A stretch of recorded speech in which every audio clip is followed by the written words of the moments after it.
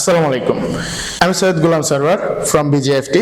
পলিটেকনিকে অধ্যয়নরত সকল শিক্ষার্থীদেরকে বিআইএসটি পলিটেকনিকের পক্ষ থেকে স্বাগত। সুপ্রিয় শিক্ষার্থীরা, ডিপ্লোমায় অধ্যয়নরত শিক্ষার্থীরা ইংলিশে জেনারেলি ভালো করতে পারে না। যদি আমার ইংরেজি ক্লাসগুলো ধারাবাহিকভাবে করো তবে তোমাদের আর ইংলিশ নিয়ে কোনো সমস্যা থাকবে না। আমরা আজকের পার্টে বেসিক সেন্টেন্স স্ট্রাকচার নিয়ে কথা বলবো। আজকে আমাদের প্রথম স্ট্রাকচারটি হচ্ছে সাবজেক্ট, ভার্ব প্লাস অবজেক্ট। তোমরা এখানে দেখতে পাচ্ছ যে একটা সেন্টেন্স গঠন করতে আমাদের তিনটা জিনিসের বেসিক নিডস থাকে, যে সাবজেক্ট, ভার্ব আর হচ্ছে অবজেক্ট। তো জেনারেলি আমরা একটা সেন্টেন্স তৈরি করতে এগুলো লাগেই। তো এটা দিয়ে যদি আমরা চিন্তা করি তাহলে জেনারেলি একটা ভার্ব তৈরি করি যে হি লাভস মি। হি হলো subject, loves verb and me হচ্ছে অবজেক্ট। এখানে লাভস কেন হয়েছে? লাভের পরিবর্তে লাভস হয়েছে কারণ সাবজেক্টটি থার্ড পারসন সিঙ্গুলার নাম্বার। তোমরা দেখতে পাচ্ছ যে এখানে স্ট্রাকচার 2 তে দেওয়া আছে subject plus transitive verb plus object.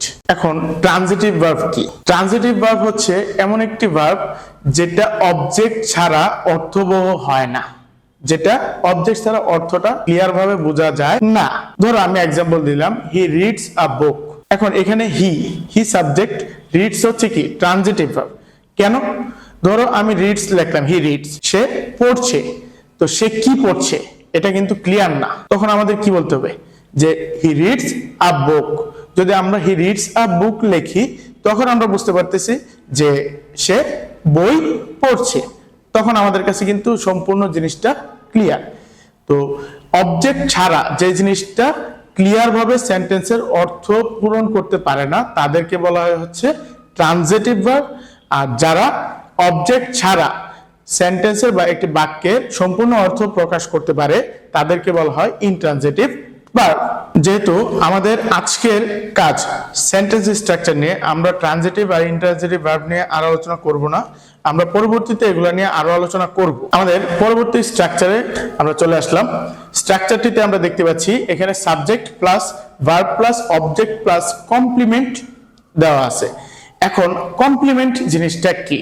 Complement হলো এমন একটি জিনিস যেটা দিয়ে সাবজেক্ট বা অবজেক্টকে একটু আরো সুন্দরভাবে ইন্ট্রোডিউস করা হয় বা চিহ্নিত করা হয়। For example, we made him chairman, মানে আমরা তাকে চেয়ারম্যান বানিয়েছি। এখানে চেয়ারম্যানকে কে বানিয়েছে? আমরা। এবং চেয়ারম্যান কে হয়েছে? সে।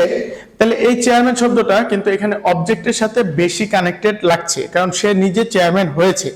তাই আমরা এখানে এই কমপ্লিমেন্টটাকে বলতে পারি অবজেক্টিভ কমপ্লিমেন্ট। এবার আমরা চলে যাচ্ছি আমাদের পরবর্তী স্ট্রাকচারে। স্ট্রাকচারটিতে তোমরা দেখতে পাচ্ছ যে subject plus verb plus adverb plus infinitive. এখানে আমরা অ্যাডভার্ব মানে জানি হচ্ছে যে ভার্বকে আরো একটু শক্তিশালী ভাবে মডিফাই করা, কাজটাকে আরো একটু শক্তিশালী ভাবে জোর দেওয়া। এবং ইনফিনিটিভ হচ্ছে টু প্লাস ভার্ব। এখানে হি হচ্ছে সাবজেক্ট, ওয়ার্কস হচ্ছে ভার্ব, হার্ড হচ্ছে অ্যাডভার্ব, টু প্রসপার হচ্ছে ইনফিনিটিভ। এর অর্থ কি দাঁড়ায়? যে সে উন্নতির জন্য কঠোর পরিশ্রম করছে। এখন জেনারেলি সে কিরকম পরিশ্রম করছে এটা এই হার্ড শব্দটা দিয়ে কিন্তু বুঝিয়ে দিয়েছে। হার্ড মানে আরো একটু মাত্রা দিল যে সে খুব পরিশ্রম করছে যাতে করে সে উন্নতি করতে পারে। এখানে টু প্রসপার মানে সে উন্নতি করছে। এই টু প্রসপার মানে হচ্ছে কি যে সে, এটা একটি ইনফিনিটিভ ভার্ব। আর আমরা জানি যে টু প্লাস ভার্ব মানে হচ্ছে ইনফিনিটিভ। এবার আমরা আমাদের পরবর্তী স্টেপে চলে যাচ্ছি। পরবর্তী স্ট্রাকচারটি হলো subject plus verb plus gerund. এখানে জিরান্ট কি? জিরান্ট হচ্ছে এমন একটি ভার্ব যেটা ভার্ব প্লাস আইএনজি যুক্ত হয়ে নাউনের মতো কাজ করে। For example, he like teaching. He subject, like verb এবং টিচিং হচ্ছে কি যে আমাদের জিরান্ট ওয়ার্ড। এখানে আমরা দেখতে পাচ্ছি লাইকের পরে টিচিং শব্দটি আছে যা লাইকের অবজেক্ট হিসাবে কাজ করছে।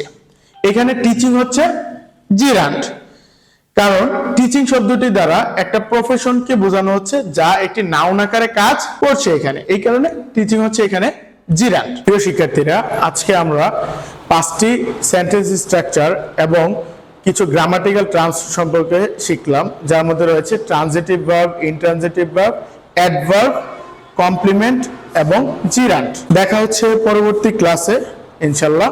আল্লাহ হাফেজ, সবাইকে ধন্যবাদ।